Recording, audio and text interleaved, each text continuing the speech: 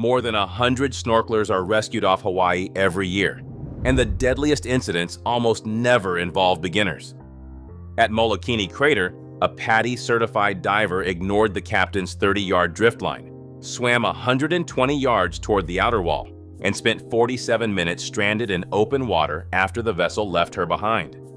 Between the sharks, the currents, and the confidence, something in that equation keeps producing the same disaster. Every year, lifeguard and rescue teams across Maui, Oahu, and the Big Island record well over 100 snorkeling emergencies. These aren't isolated mishaps or the stuff of viral headlines.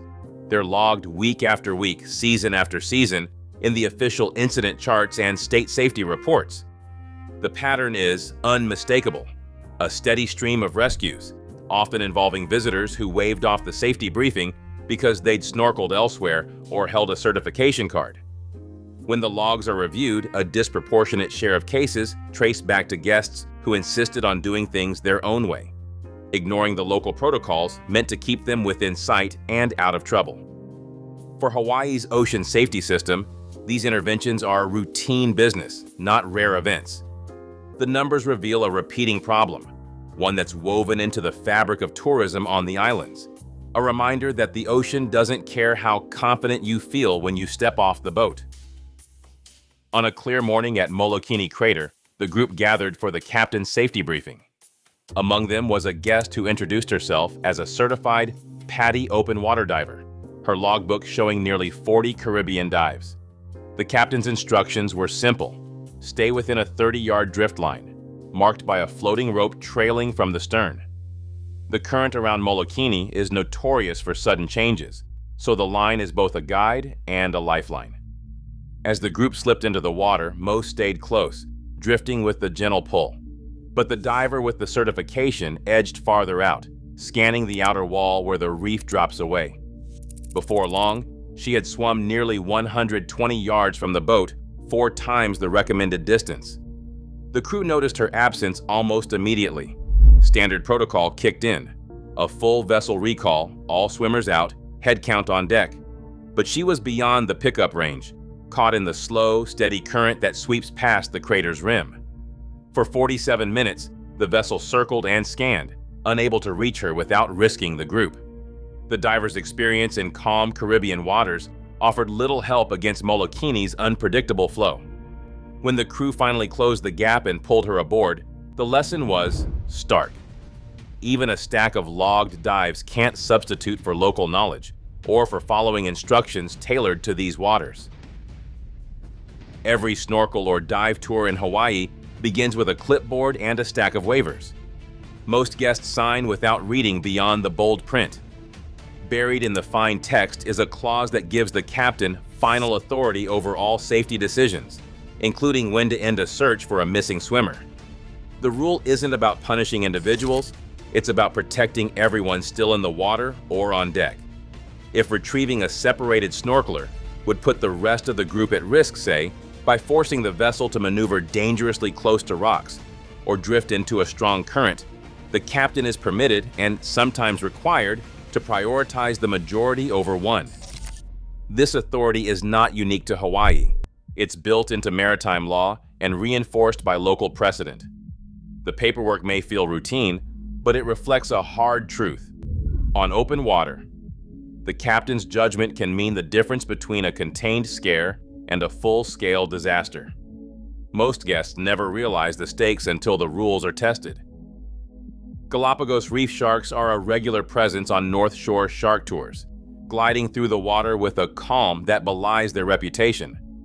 Most of these sharks measure between 5 and 6 feet in length, large enough to command respect, but not the giants of popular imagination.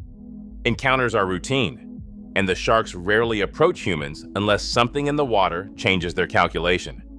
The real risk comes not from the shark itself, but from the way a person moves. A sudden sideways swing of the arm, like the frantic slap of someone panicking, can mimic the motion of an injured fish. To a shark, this is a biological signal, an invitation to investigate. Within seconds, a Galapagos shark can shift from passive observer to active participant, circling in for a closer look. In these moments, the ocean's rules are simple. Panic reads as prey, and steady behavior is often the safest signal you can send. 11 minutes into a shark dive off Halewa in 2019, a routine excursion turned sharply off course. 3 guests, eager for underwater selfies, slipped off their masks mid-water. In the open ocean, that simple act breaks the seal between safety and risk. Without masks, vision blurs and breathing falters, but the trio pressed on, drifting steadily beyond the cage perimeter. Crew members called out, but the current and the distraction of cameras pulled the group farther away. The captain had no choice. With sharks in the water and the group scattered, the dive was aborted. 14 other paying customers, some who had waited months for this chance, lost the full experience. The boat returned to shore, the mood soured by frustration and disbelief. For the crew, this wasn't a story of villains, just another example of how one group's confidence or carelessness can cost everyone else. In Hawaii's waters, the rules aren't just about personal freedom, they're about the fragile trust that holds a group together when the ocean's variables can shift in seconds. Currents at Shark's Cove do not announce themselves. On a calm day, the water can seem almost still, with surface ripples that barely register above a gentle breeze. Yet underneath, the tide can shift from a slow 0.3 knots to over 2 knots in just a few minutes. That change is not theoretical. It's a living force. When the tide turns, the water moves with enough speed to carry even a strong swimmer 50 yards from their original entry point before they realize they are drifting. The numbers are not abstract. 2 knots is more than twice the pace of an Olympic open water race, but it happens without warning, without the drama of a crashing wave. People who pride themselves on fitness or years of pool laps often do not notice the separation until the shoreline looks smaller, the rocks more distant.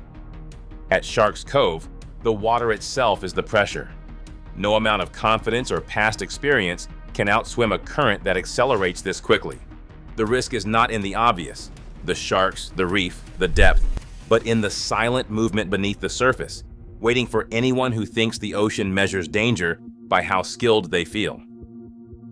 At the dock, a couple stood firm, demanding a refund after being left at the drift line for 22 minutes. The captain, already in communication with the Coast Guard, explained that every protocol had been followed. That retrieval was not just a matter of customer service. It required diverting a rescue jet ski. That jet ski had been en route to an active emergency 3 miles south, where another swimmer was reported missing. The moment the call came in, the Coast Guard had to weigh 2 situations: a delayed pickup for a pair of frustrated tourists, or a possible life-and-death search further down the coast. The decision to reroute meant one rescue was postponed, so another could be completed. In these moments, the balance between individual expectation and collective safety is measured in real time, with resources stretched and priorities reshuffled by the choices made in the water. Between 2015 and 2023, official data from the Department of Land and Natural Resources show that snorkeling claimed an average of 16 lives each year in Hawaii.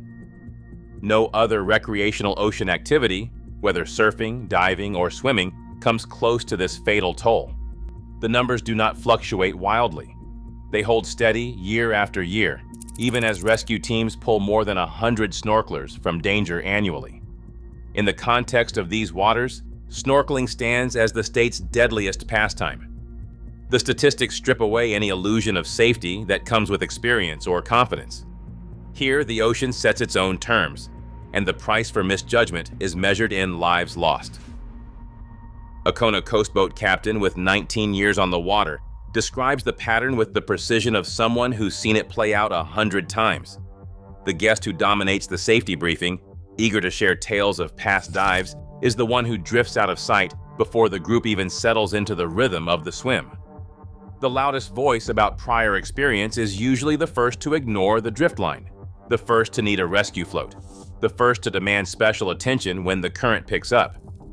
The swimmer who leaps in first, eager to show confidence, is often the one signaling distress halfway through the dive. Over nearly 2 decades, the captain has learned to watch for these signs: the talkers, the experts, the early entrants, Because statistics and memory both agree. Those who insist they know best are the ones most likely to need help before the dive is half over. Every year, Hawaii's waters challenge the myth of invincibility. Safety isn't just a guideline, it's the only reality the ocean recognizes. Today, that lesson meets millions of visitors at the shoreline. Ego dissolves quickly in the surf, but the current always holds the final word. Thanks for watching.